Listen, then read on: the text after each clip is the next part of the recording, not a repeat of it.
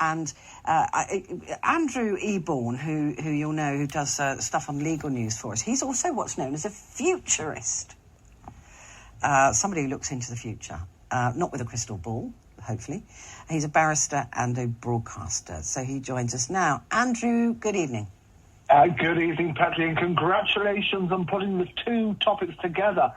Fantastic, and what a delicious debate it's going to be. I think it will be, because I think a lot of people are very angry about it.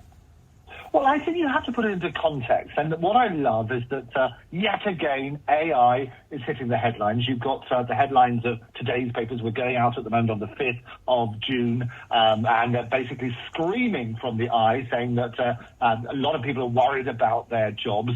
And on the Times tomorrow, the same sort of thing. We've got 2 years to get AI under control and to understand it. And to put this into context, Goldman Sachs predicts that basically 300 million jobs will be lost to AI. And PwC have also said at the same time it's going to contribute about 15 trillion to the economy. So the question is, what do you do with all these people who no longer have jobs? No, but hang on a minute. Before we go into that, you say that they will contribute how much to the economy? 15 billion? 15 trillion. Trillion. 15 trillion. Yeah, but it won't, though, will it? It won't. It will provide money to the companies who are using AI instead of human beings. Well, that's what it's saying to the global GDP. That's what they're looking at, is that sort of side. But also, and then that would be also in terms of savings. So what will happen is things will be automated rather than obviously having to pay people. You'll make things significantly more efficient. So that 15 trillion, that's where that sort of figure is coming from. But there is a knock-on effect. And as you say, lots of people are going to lose their current jobs unless they basically look at other ways of using their skills. And that's why we need to sort of say, well, hang about, poverty, as a result, is going to increase massively. And this is where the whole idea of universal basic income, which is the policy concept, as you say, where all individuals in a society receive a regular, unconditional sum of money from the government, regardless of their employment status or income level. It is so even somebody like Philip Schofield, right, who was on £600,000, £750,000 a year, whatever it was, he would also get £1,600 in basic income. Absolutely, and all the billionaires that we hear about as well. This is the policy. And this is why they're going to trial it out, because we're not the first country to do this. In fact, it was tried in Iran, was the first country to introduce a national basic income. They did this in autumn 2010. And what it did, it paid all the citizens to replace the subsidies of petrol, fuel and other supplies.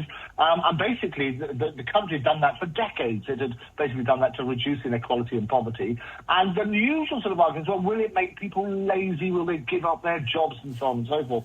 They basically found that there was no evidence that people would do that. It's not the only reason people go to work. They want a sense of belonging, is what they're saying. So what's happening now, we've got this test coming up, and they've picked 2 extraordinary places. Wonderful Jarrow, which you can never say other than in a northern accent, near Durham, and Newcastle upon Tyne in the northeast of England, and also East Finchley in London.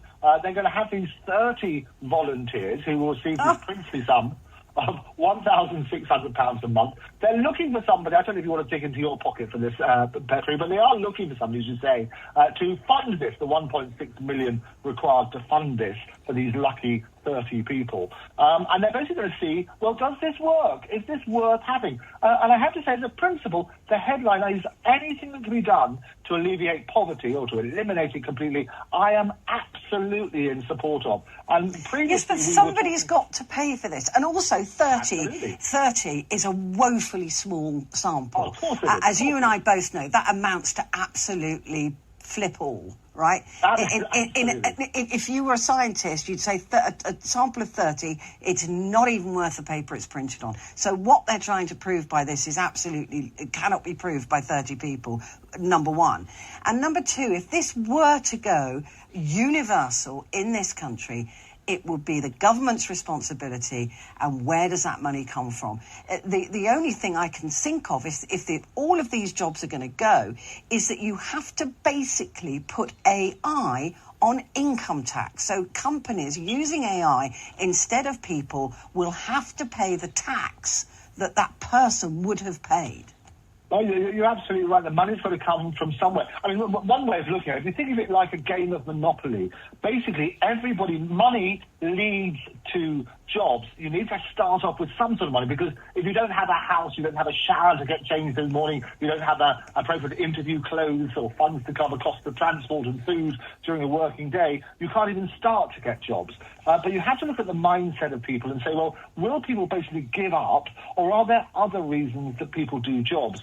Now, the boring jobs, if you like, the jobs that people don't really want to do, which may be like the ones that can be automated, well, they will be automated by AI. Yes, but they can't all be automated, and that's the thing. You know, you've got people who, bless their hearts, out in the newsroom now, working their little socks off, cleaning for everybody else. The people I've got an enormous amount of respect for. If they were given £1,600, I wouldn't blame every single one of them for saying, you stuff this for a game, I'm off. And that you've got other people doing jobs that they don't want to do. Most people in this country do a job they don't want to do because it puts money in their pocket and food on the table. Most people, I'm lucky, I do a job I want to do. You do a job you want to do. But a lot of people, most people, don't do jobs that they want to do. And who wouldn't, given that sum of money, say, I'm going to change my lifestyle, stuff this for a game? Well, one thing, and you make a very interesting point, Petrie. I have to pick you up, however, on the fact about cleaning and that sort of stuff. That will be automated. There are robots now that can go around and clean. And sadly, yes, that is another job that will be lost, I can tell you, in the future. But you have to also look at that. I mentioned this earlier about the sense of purpose in people's lives. When people retire, the mortality rate increases dramatically. People need a sense of belonging, a sense of purpose in their life. And people, it's not just about money. I know for a lot of people it's struggling, and there's the whole issue about heating or eating, which we really must address, and whatever we can do to address that, the better. But doing a job is more than just the money. It has to be more. I always call a fee, an FEE, a fair exchange of energy. What are you getting in return? So I'll do stuff for nothing because I enjoy doing it, or because it's a charitable purpose, or there might be some other sort of benefit, if you like. But it is that fair exchange of energy. So when we're looking at this whole picture, we do need to address that as well. But the statistics suggest, as I say, in places like Iran, where we're the first country to introduce this national basic income, it works. So if this is one test, and as you say, it's a pretty pathetic sample, 30 people, but it's one test, and people have been banging on this for a long time. I know Caroline Lucas, for example, she's very excited to see these plans in England for the first ever basic income pilot scheme. Whilst we can argue the wrongs and the rights of this, there really is not going to be much choice, is there, unless we fall into some dystopian nightmare of, walls around the houses where people are working, and everybody else just left to kill each other over a slice of bread. Yeah, it's pretty horrible. And in the last few days, people suggested that certain basic foods like bread and milk, similar to what they do in France, should be basically subsidised, so available to everybody at a very discounted rate. So it is possible. But what the government said in that one, it was saying, well, actually, we need the retailers to turn around and support that. The fundamental question is, it's not just the headline. You need to say, what does it mean in practice? Where's the money coming from? And as you rightly say, what's going to happen to people who are doing the jobs are effectively going to have to finance it. Yeah. For those, and that's going to be the issue. So when they talk about these plans, it's no good just looking at one isolated part of it. You need to explain to everybody. This is the general public. I always bang on about this. The general public, given the fact they can make informed decisions. Just going for the sound bite is not the way to get to persuade people. No, because what will happen is, although everybody will get the universal basic income of £1,600, those who are slightly wealthier, and by now that is down now, to 100 grand, that, we used to think of wealthy people on $1 million, but now it's coming down and down and down as people readjust what they believe is wealthy. And those people will end up paying more in tax than they get on universal basic income, just to fund everybody else's lifestyle. And I can see a lot of problems with that. Oh, there's going to be massive problems. But this is where, and I say the positive side, there are always positive and negative sides and stories about AI every single day. And I always say that it's basically our greatest human achievement, but also the biggest existential threat. So we need to understand what that is. But the 15 trillion contribution, as I say, is also to do with savings. But you need to work out, 1,600 is the figure they're using for the thing. It will need to be adjusted, because if prices suddenly go through the roof as a result of this, then that 1,600 is not going to buy you nearly as much as you think it might. And obviously, as I mentioned beforehand, in Finchley, you're not going to get as much as you might get up in Jarrow. Yeah, quite. But also, you'll have a situation where you are entirely reliant on the government. Then the government has this overarching power over us getting this money, possibly even knowing what we're spending it on. I mean, it opens up a can of worms where governments become even more powerful over us. Surely that is a concern. Oh, it must be a massive concern. If you're dependent on any organisation or any government on that sort of basis, and they can effectively control your whole life. Yeah, like the Chinese do, right? It's absolutely. You work on that sort of premise, you have got huge difficulties.